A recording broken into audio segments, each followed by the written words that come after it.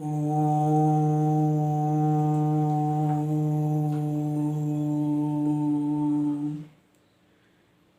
हिरण्मयेन पात्रेण सत्यस्यापेतं मुखं तत्त्वं पूषण पावृणु सत्यधर्माय दृष्टये।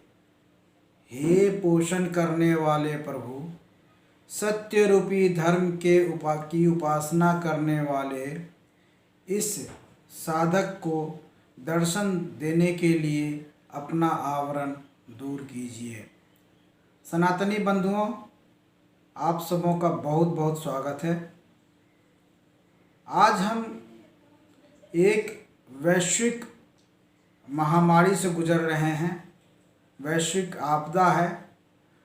ये कोरोना वायरस के कारण जो रोग उत्पन्न हुआ है, कोविड-19 इस बीमारी का नाम है।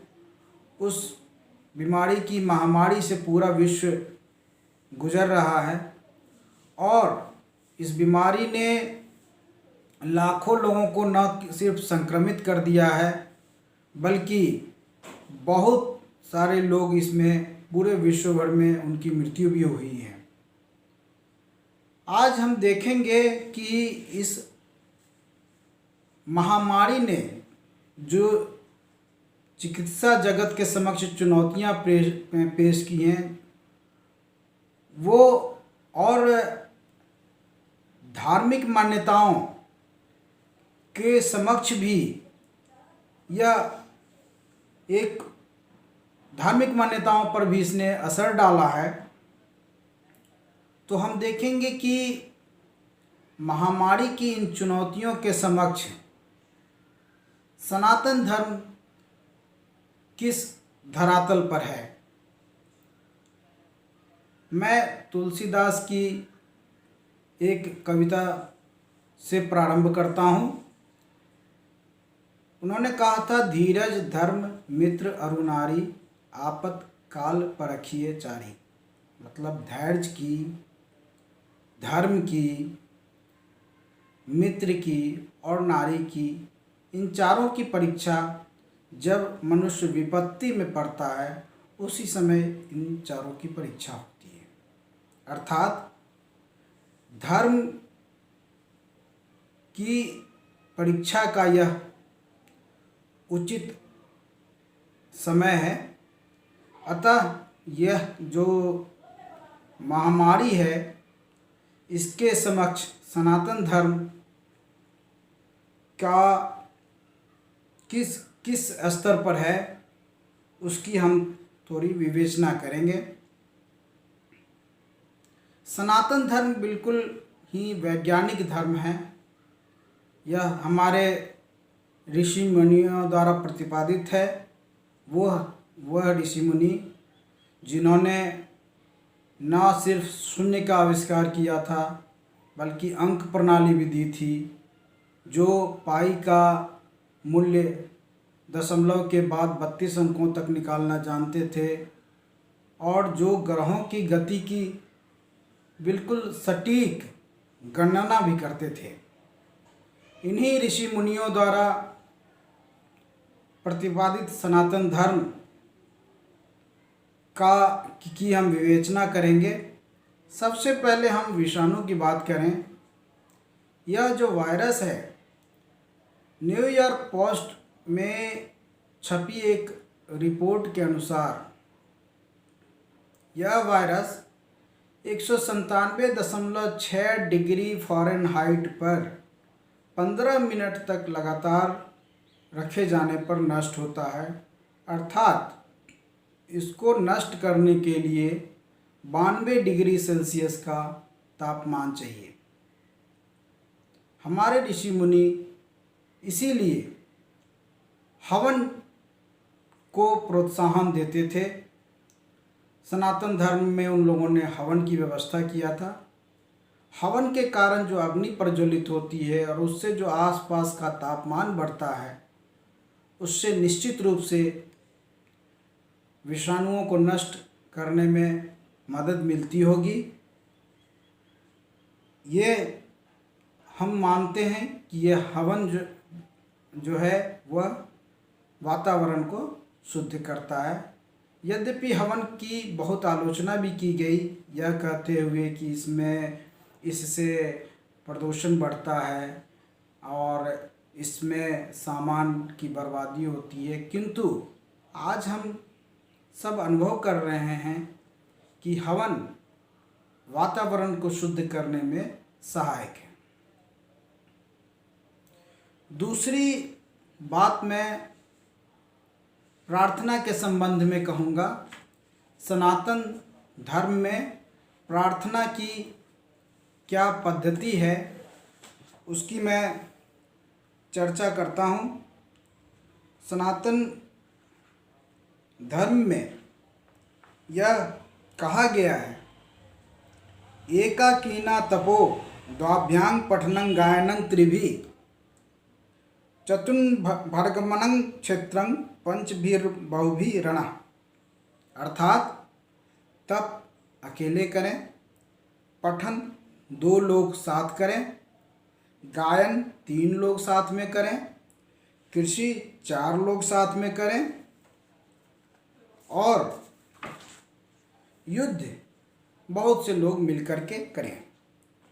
इस तरह से यह प्रार्थना के लिए एक प्रावधान किया गया है कि जब भी आप प्रार्थना करें, पूजा करें, उपासना करें तो अकेले करें, और जब अकेले आप प्रार्थना करेंगे तो संक्रमण की आशंका नहीं रहेगी। तो यह प्रार्थना की बात है। अब मैं शव के निस्तारण की बात करूंगा। सनातन धर्म में शव को अग्नि में डालकर, अग्नि में प्रस्तुत कर शव के निस्तारण की व्यवस्था की गई है। मैं श्लोक पढ़ता हूँ। धर्माधर्म समायुक्तं लोभ मोह समावृतं दहेयं सर्वगात्राणि दिव्यान लोकान् स गच्छतु। अर्थात धर्म अधर्म से युक्त तथा लोभ एवं मोह से समावृत इस मनुष्य के सारे शरीर को जलाता हूँ, वह दिव्य लोक को जाए। मतलब कि इसमें व्यवस्था दी गई है कि शव को अग्नि को समर्पित कर उसका संस्कार किया जाए। तो ऐसी व्यवस्था से संक्रमण होने की आशंका कम होती है। यह व्यवस्था हमारे ऋषि मुनियों ने दी थी। अब हम अभिवादन की चर्चा करते हैं। सनातन धर्म में अभिवादन के लिए क्या प्रक्रिया बताया गया है। हम अधिकांश लोगों को मालूम है कि सनातन धर्म में अभिवादन के लिए हाथ जोड़कर अभिवादन करने की प्रक्रिया बताई गई है। हम श्लोक से देखते हैं।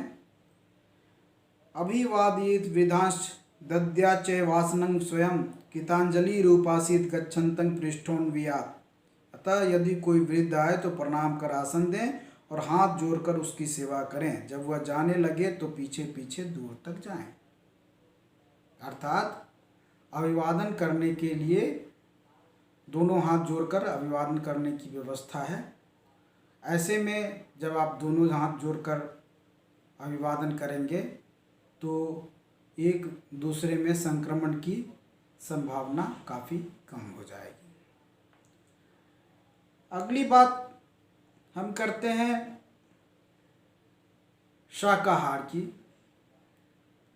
आज पूरा विश्व इस बात को सोचने पर विवश है कि क्या मानव जाति को यदि जीवित रहना है तो क्या शाकाहार पर वापस जाना होगा। कैलिफोर्निया विश्वविद्यालय की एक शोधकर्ता हैं, उनका नाम है क्रिस्टीना जॉनसन। उन्होंने कहा है कि